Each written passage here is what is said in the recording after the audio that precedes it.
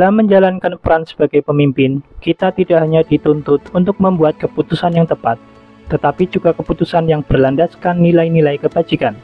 Pada banyak kesempatan, seorang pemimpin seringkali dihadapkan pada situasi yang rumit, di mana dilema etika muncul.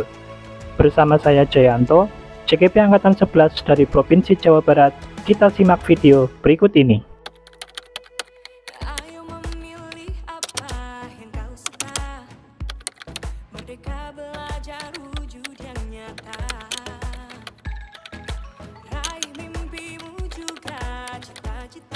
Selamat pagi Bapak. Selamat pagi Pak J. Terima kasih telah meluangkan waktu buat kami untuk berbincang-bincang mengenai pengambilan keputusan Bapak. Jadi kita ingin melihat bagaimana seorang kepala sekolah dalam mengambil keputusan di sekolah Bapak. Iya. Terutama yang berkaitan dengan nilai-nilai kebajikan yang saling bersinggungan. Kira-kira Bapak sudah siap? Insya Allah siap. Ya, terima kasih. Jadi begini Bapak, pertanyaan yang pertama, selama ini bagaimana Bapak bisa mengidentifikasi kasus-kasus yang merupakan dilema etika atau bujukan moral di sekolah? Kemudian indikator atau tanda-tanda khusus apa yang biasanya Bapak dapatkan itu? Baik,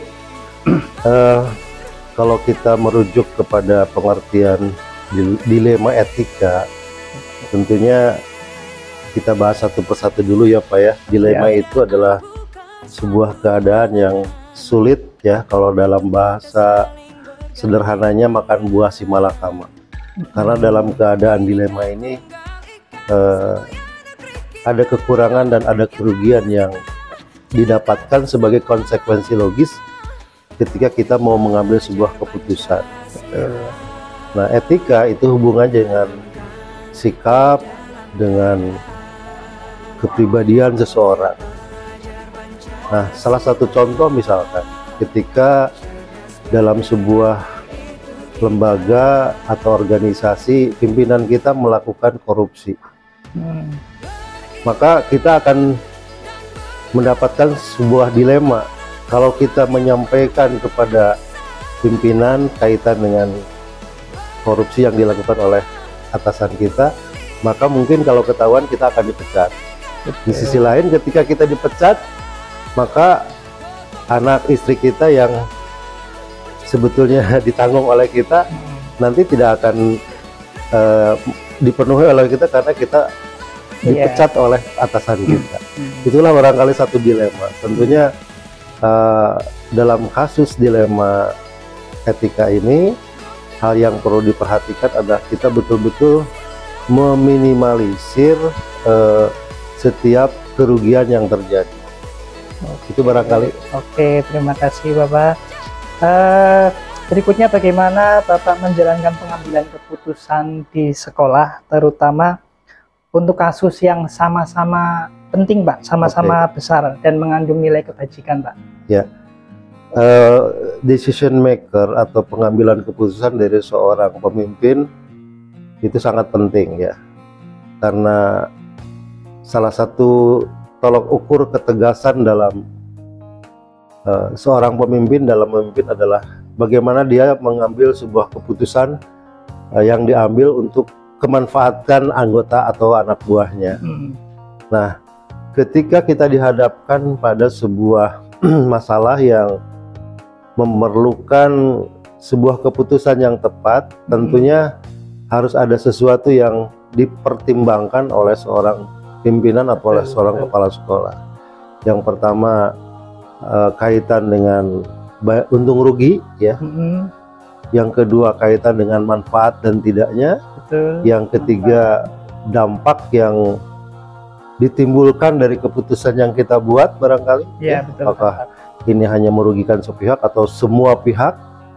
Selain itu yang harus diterapkan juga dari sebuah keputusan yang diambil oleh seorang pimpinan terkait dengan masalah yang muncul, kewaspadaan. Kita harus hati-hati mengidentifikasi dulu, lalu kita melakukan studi kelayakan, apakah ini benar-benar masalah ini rumit atau hanya terlihat dari kasat mata saja. Nah, dari sana kita mungkin baru bisa mengambil keputusan. Jadi keputusan yang diambil itu tidak asal-asalan, tapi mempertimbangkan segala aspek sehingga kemungkinan terburuknya bisa diminimalisir. Itu barangkali. Oke, betul, siap. Berikutnya Bapak, adakah langkah-langkah atau prosedur dalam proses pengambilan keputusan pada kasus dilema etika, Pak? Ya. Jadi adakah tahapan-tahapannya yang biasa Bapak lakukan gitu untuk mengambil keputusan tersebut? Baik, sebetulnya kalau kita melihat flow chart ya, diagram alur, betul. Jadi ketika beberapa proses sudah dilakukan lalu menghadirkan kita supaya kita bisa mengambil keputusan. Nah, ketika keputusan yang kita ambil ini sesuai atau tidak sesuai, maka kita akan kembali ke posisi awal. Ya, kalau betul. sesuai berarti lanjut, kalau tidak sesuai berarti kita kembali ke posisi awal. Nah, kaitan dengan kondisi real di sekolah, ada beberapa memang yang sudah pernah kita lakukan, Pak, kaitan dengan rekan-rekan kita yang datang terlambat, yang tidak pernah ikut apel, yang kimobnya juga bermasalah gitu ya, jarang absen dan sebagainya. Maka langkah yang dilakukan adalah kita memanggil yang bersangkutan, kita berikan pemahaman, pengertian, lalu setelah itu kita lihat apakah ada upaya untuk keperbaikan. Kalau memang belum ada, ya kita panggil lagi yang kedua kali, dan kalau tidak ada perbaikan lagi kita kasih surat SP1 ya, surat peringatan 1. Nah, saya sejauh ini baru mengeluarkan SP1. Mungkin nanti kalau misalkan yang bersangkutan tidak menunjukkan itikat baik lagi, maka SP2 keluar dan seterusnya barangkali. Itu yang kami lakukan, dan sejauh ini keputusan yang kami ambil itu masih bisa diterima oleh rekan-rekan yang kurang disiplin. Siap. Oke. Berikutnya Pak, mengenai efektivitas, kira-kira hal apa saja yang selama ini Bapak anggap efektif dalam pengambilan keputusan pada kasus-kasus dilema etika, Pak? Oke. Kita ketika dihadapkan kepada masalah yang real, tentunya apa yang ada di teori tidak sama dengan keadaan di lapangan. Betul. Justru teori yang paling tepat adalah teori yang sesuai dengan keadaan di lapangan. Salah satu contoh misalkan di kita ya Pak, 15 tahun rekan-rekan di tata usaha misalnya, di kepegawaian, mereka bekerja dari mulai gaji kecil sampai sekarang ya udah diatur oleh provinsi. Kompetensi mereka juga sangat terbatas, Pak. Selama 15 tahun ini kompetensi untuk misalkan mengoperasikan laptop, komputer itu jauh dari yang diharapkan. Permasalahannya kenapa ini di era modern, di era digitalisasi, di era komputerisasi ini mereka justru selama 15 tahun ini tidak bisa memanfaatkan waktunya untuk mempelajari hal tersebut. Nah, ketika saya ingin memberhentikan misalnya, karena saya butuh orang-orang yang memiliki keahlian tertentu di bidang mengoperasikan komputer misalkan, mereka tidak bisa gitu. Ketika saya mau memecat mereka, yang perlu diperhitungkan itu mereka sudah lama di sini, 15 tahun sejak berdiri. Itu dilema kan ya. Betul, Pak. Makanya kami mengurungkan niat tadi dan kita coba untuk bisa memperbaiki, mengumpulkan mereka untuk sama-sama belajar lah. Nah, tentunya kehadiran mereka di sini juga sebetulnya beralasan, Pak. Beralasannya karena memang walaupun sedikit gaji yang dia dapat, walaupun sedikit salary yang dia dapat, tapi karena masyarakat itu melihat kalau berseragam itu kondisinya bagus ya, harga dirinya naik begitu ya, sehingga apapun yang terjadi justru yang diharapkan oleh mereka itu penilaian dari masyarakat. Penghasilan berapapun tidak jadi masalah, yang penting masyarakat melihat bahwa dia berseragam dan harga dirinya naik begitu barangkali. Siap. Dilematis memang. Berikutnya Bapak mengenai tantangan dalam pengambilan keputusan Pak ini. Hmm. Hal-hal apa saja yang selama ini menjadi tantangan dalam pengambilan keputusan Pak, terutama kasus dilema etika, terus bagaimana Bapak mengatasi tantangan tersebut Pak? Baiklah, untuk tantangan yang dihadapi barangkali apa ya, kita memang ada beberapa kesulitan yang harus melalui proses kaji ulang begitu ya. Jadi yang pertama kaitan dengan nilai gitu ya, dengan nilai. Tantangan yang kita hadapi kaitan dengan nilai ini, kadang-kadang apa yang akan kita ambil dari sebuah keputusan ini kontradiksi dengan hati nurani kita ya. Misalnya, punten ya Pak ya, kemarin ada kejadian misalnya, rekan-rekan di kesiswaan menghukum anak dengan membuka baju ya Pak ya. Ya. Di satu sisi benar lah untuk memberikan efek jerak kepada anak ya. Tapi di sisi lain barangkali Bu Ojah ya, ketika membuka baju itu menurut konsep Islam salah, karena badan itu kan aurat Pak, jadi nggak boleh diperlihatkan kepada orang lain. Nah seperti itulah. Nah makanya saya memberikan pengertian kepada mereka bagaimana nilai-nilai agama, nilai-nilai kedisiplinan itu dikembangkan supaya tidak bertolak belakang gitu ya, tidak berbenturan. Makanya adakah sanksi lain selain membuka baju sehingga memberikan efek jerak kepada anak? Seperti itu barangkali ya. Itu nilai. Kaitan dengan tanggung jawab juga. Kadang-kadang kita menangani anak ini memang betul tanggung jawab, tapi di sisi lain mungkin ada cara-cara lain lah untuk bisa mendisiplinkan anak, walaupun memang ya itu tanggung jawab kita, padahal mohon maaf ya, tanggung jawab kita yang dibebankan oleh sekolah itu sebetulnya menjadi tanggung jawab anak dan orang tua juga. Betul. Jadi tidak full bahwa kita yang harus menanggung tanggung jawab tersebut. Oleh karena itu hal-hal yang terjadi di sekolah kita kaitan dengan nilai yang kita kembangkan, lalu tanggung jawab dan sikap moral yang mungkin selama ini masih harus dibenahi oleh kita. Ya, artinya begini, sikap moral apa? Di satu sisi kita ingin mendisiplinkan anak ya Pak, di sisi lain rekan-rekan kita sendiri tidak mau berdisiplin. Anak harus datang tepat waktu, kita banyak yang terlambat. Anak harus seragam, kita ke sekolah pakai celana zin, pakai sandal. Itu barangkali salah satu contoh dilema etika yang terjadi saat ini. Itu barangkali Pak Jai. Oke. Pertanyaan berikutnya Pak mengenai tata cara atau jadwal dalam penyelesaian kasus ini. Apakah Bapak memiliki tata kala atau jadwal tertentu dalam penyelesaian kasus dilema etika, atau Bapak lebih memilih menyelesaikannya secara langsung di tempat? Jadi seperti apa gini Pak? Baik. Saya dari pengalaman selama 1 tahun di SMK Negeri 1 Gebang,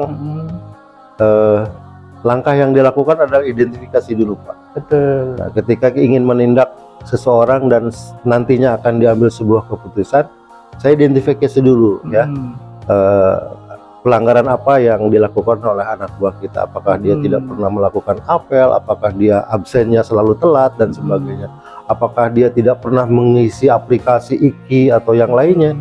Kita identifikasi dulu. Nah dari sana tentunya sebagai penguat ada laporan dari berbagai pihak. Misalkan tidak pernah apel, ada laporan dari Wakasek Kesiswaan. Dia tidak pernah mengisi aplikasi di IKI, Kimob dan sebagainya, ada laporan dari operator ataupun dari Kasubag dan seterusnya. Kita identifikasi dulu. Setelah proses identifikasi kita lakukan ya, diantaranya kita harus melakukan langkah-langkah, diantaranya memanggil, memberikan pemahaman kepada mereka, benarkah yang selama ini gitu, disampaikan dari informasi itu benar. Kalau memang benar, tentunya ada tindakan langsung yang harus kita lakukan. Ya. Tindakan langsung itu bisa teguran lisan ya Pak ya. Kalau memang sudah terlalu parah ya udah kita surat peringatan SP1 ataupun SP2. Jadi lebih kepada tindakan langsung, Pak. Kita tidak menghitung ini 1 semester atau 1 bulan harus ditindak. Jadi langsung kita berikan tindakan. Oke. Berikutnya Pak, mengenai faktor yang mempermudah untuk pengambilan keputusan. Adakah seseorang atau faktor-faktor apa yang selama ini mempermudah atau membantu Bapak dalam pengambilan keputusan dalam kasus dilema etika, Pak? Ya, jadi setiap kasus yang muncul itu beragam ya Pak ya. Betul. Contoh misalnya, punten ya Bu Ojah, rekan-rekan misalkan mau mengajukan kegiatan Pak, otomatis mengajukan proposal, anggaran dan sebagainya. Nah, satu hal yang barangkali sering saya dapatkan ketika ajuan proposal itu disampaikan, goal atau tujuan dari kegiatan itu nggak jelas. Gitu. Ya, itu yang pertama. Yang kedua, anggarannya juga kadang-kadang punten ya tidak diteliti, tidak ditelaah gitu. Kadang-kadang ya artinya ini kan kaitan dengan uang ya Pak ya. Betul, misalkan Pak. Perkalian 2 kali 30 misalkan. Itu kan 60 misalkan. Betul. Ya 60. Tertulis 75 misalnya. Seperti itu barangkali ya. Ini salah satu contoh. Ini kan kaitan dengan uang, bahaya lah gitu ya. Kita kelebihan 2 perak aja di laporan di bos harus dikembalikan, apalagi jumlahnya lebih dari segitu. Betul. Nah, jadi dilema kita ketika menghadapi hal seperti itu ya, ke teman-teman berikan tolong dibuatkan RAB yang bagus, tujuan dari proposalnya juga harus jelas, dan yang paling penting adalah akuntabilitas. Setelah kegiatan itu selesai harus ada laporan pertanggungjawaban. Bukan kita ingin mengungkit kesalahan kekurangan, itu mah jelas nanti kita perbaiki, tapi kita ingin ke depan itu ada perbaikan. Ya, evaluasi. Nah, oleh karena itu dari hasil evaluasi dan dari sebuah kegiatan ini nanti akan ada rekomendasi yang merujuk untuk perbaikan langkah kita ke depan begitu. Jadi kadang di kita dilematisnya itu Pak, ketika disuruh bikin laporan, image-nya itu wah saya mau dibongkar nih kekurangan kita. Padahal bukan seperti itu. Kita ingin laporan yang kita buat ini menjadi acuan untuk kegiatan teman-teman yang nanti di kepanitiaan. Seperti itu barangkali Pak Jai. Oke, siap. Pertanyaan terakhir Pak. Tentang pembelajaran dari pengalaman Pak. Dari semua hal yang telah disampaikan Bapak tadi, pembelajaran apa yang bisa Bapak petik dari pengalaman dalam mengambil keputusan dilema etika Pak? Ya, experience is the best teacher ya. Bahwa pengalaman adalah guru yang terbaik. Itu betul Pak. Jadi tanpa kita mengalami, kita tidak akan jadi apa-apa. Nah, justru dengan pengalaman yang setiap kita dapatkan itu akan membuat kita lebih dewasa, lebih bijak dalam bertindak, lebih seksama dalam mengambil sebuah keputusan gitu ya. Jadi ketika keputusan kita ambil, maka keputusan yang kita buat itu sudah melalui langkah-langkah telaah, ya analisis ya, baru kita buat sebuah keputusan. Sehingga pada akhirnya kepala sekolah yang pimpinan atau kepala sekolah yang menjadi decision maker, pengambil keputusan, ketika keputusan itu hadir ada, maka keputusan yang dibuat itu sudah betul-betul bulat, dengan dalam arti bahwa keputusan itu sudah menjadi sebuah keputusan bersama, ya bukan keputusan pribadi. Yang kedua, keputusan itu sudah benar-benar meminimalisir hal-hal yang kurang baik gitu, yang akan terjadi kelak kemudian hari. Betul. Dan yang ketiga, keputusan yang diambil itu memberikan manfaat sebesar-besarnya kepada rekan-rekan yang terlibat di dalamnya. Begitu barangkali. Oke, terima kasih Bapak atas waktu dan wawasannya. Sama-sama Pak J. Informasi ini tentu sangat berharga bagi kami, guru penggerak. Bapak sudah membagikan wawasannya mengenai pengambilan keputusan, terutama yang berkaitan dengan dilema etika. Terima kasih banyak Bapak. Ya, sama-sama Pak J. Ya.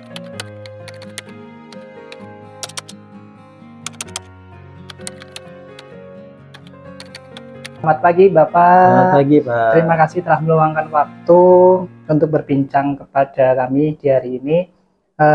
Hari ini saya ingin mendapatkan wawasan dari Bapak terkait dengan pengambilan keputusan, terutama yang berkaitan dengan dilema etika Pak yang ada di sekolah. Bapak siap? Siap Pak, siap. Insya Allah. Oke, kita mulai Pak ya. Mangga. Pertanyaan pertama berkaitan dengan identifikasi dilema etika Pak. Selama ini bagaimana Bapak bisa mengidentifikasi kasus-kasus yang merupakan dilema etika atau bujukan moral? Kemudian indikator apa saja yang kira-kira Bapak tangkap dari kasus tersebut Pak? Baik.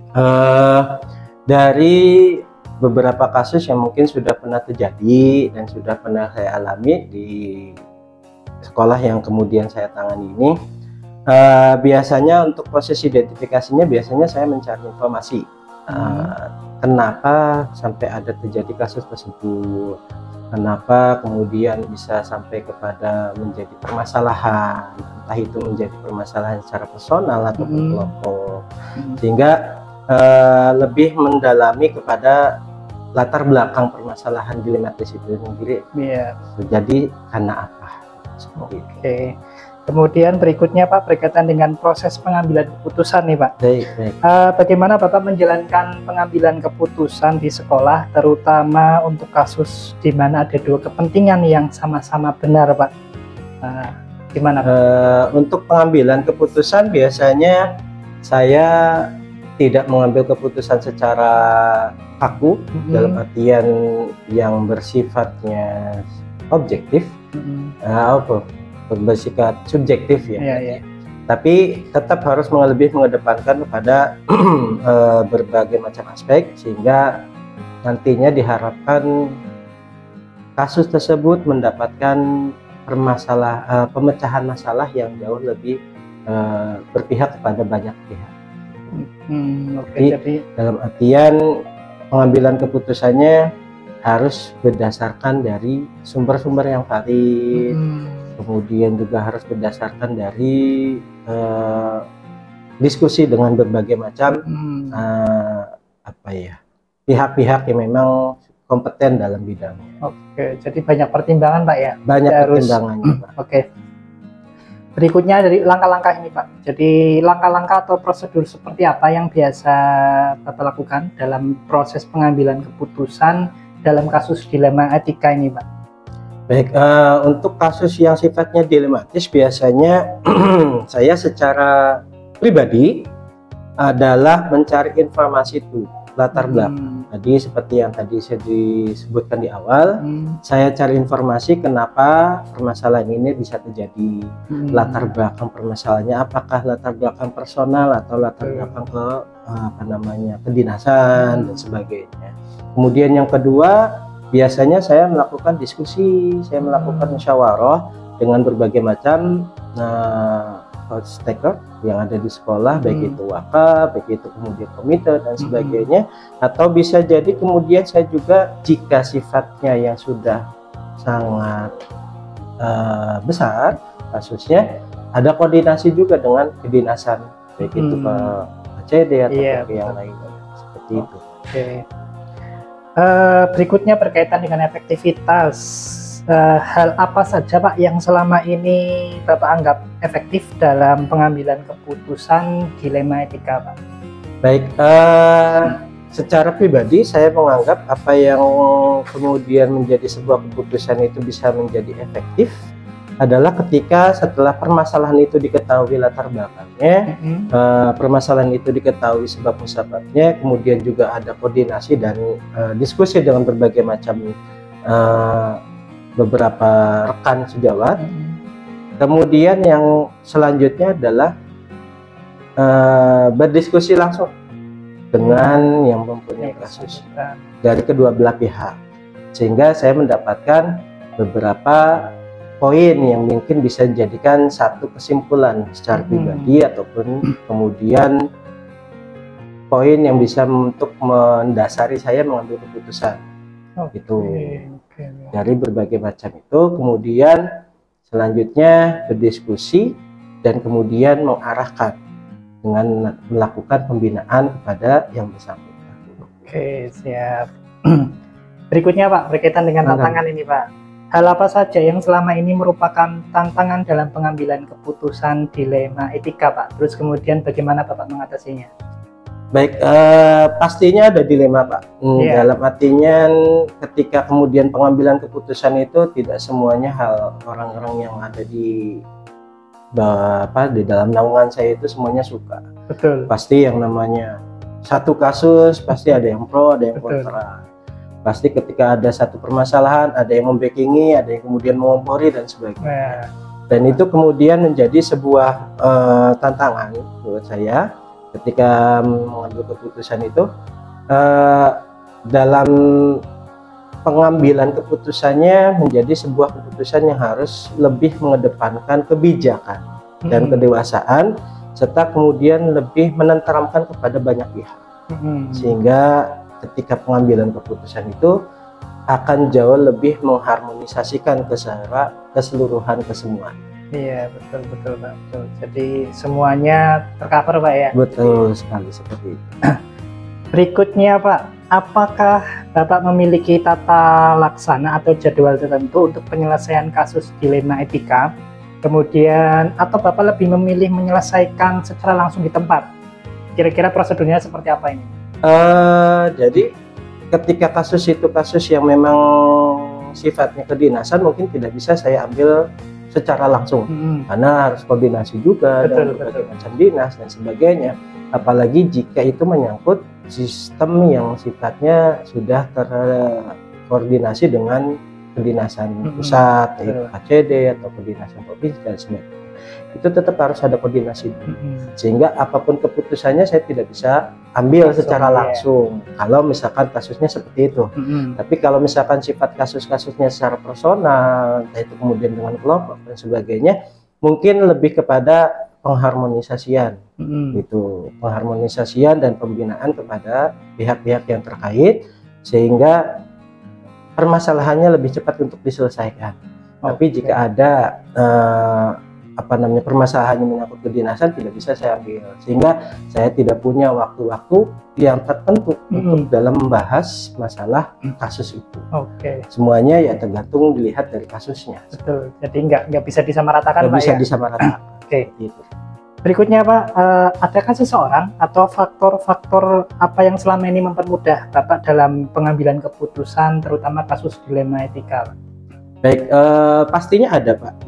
Secara kedinasan saya juga kan di bawah naungan dinas yang berwenang gitu ya.